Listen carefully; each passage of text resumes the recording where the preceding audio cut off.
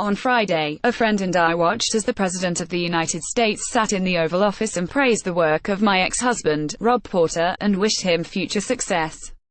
I can't say I was surprised. But when Donald Trump repeated twice that Rob declared his innocence, I was floored. What was his intent in emphasizing that point? My friend turned to me and said, "The President of the United States just called you a liar."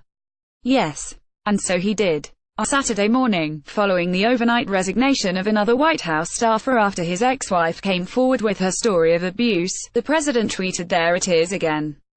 The words, "mere allegation," and "falsely accused" meant to imply that I am a liar. That Colby Holderness is a liar. That the work Rob was doing in the White House was of higher value than our mental, emotional or physical well-being. That his professional contributions are worth more than the truth. That abuse is something to be questioned and doubted.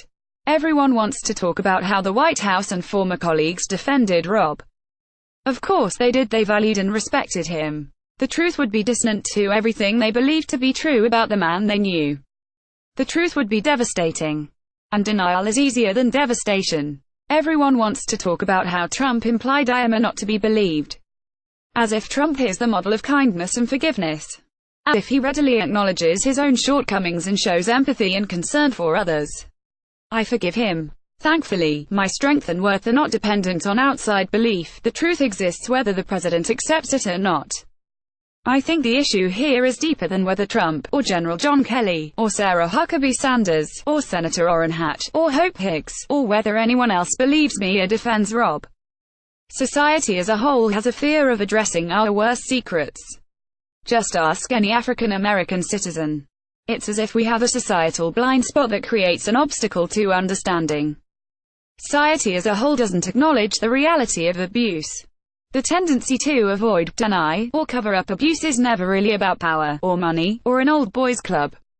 It is deeper than that. Rather than embarrass an abuser, society is subconsciously trained to question a victim of abuse.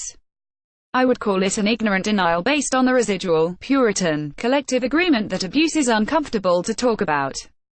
Amidst the recent rash of sexual assault revelations born of the Me Too movement, even I found myself questioning the accuser. I almost allowed my societal conditioning to override what my heart knows to be true. Abuse is scary and demoralizing and degrading. It chisels away at your self-esteem and self-worth until you are unsure whether your version of reality is valid or not. If someone finds the strength and courage to come forward, he or she is to be believed. Because that declaration only came after an uphill battle toward rebirth. Ultimately, this is not a political issue. This is a societal issue, and the tone has just been reset by the White House. If the most powerful people in the nation do not believe my story of abuse in the face of overwhelming evidence, then what hope do others have of being heard? We are at a critical moment in history, and there are three things I know to be true. Where there is anger, there is underlying pain. Where there is denial, there is underlying fear. Where there is abuse, there is cover-up.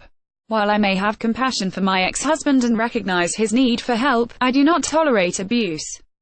While I may understand President Trump and Jen. Kelly's incredulity at such a counter-image of their golden boy, I do not condone their choice to support him.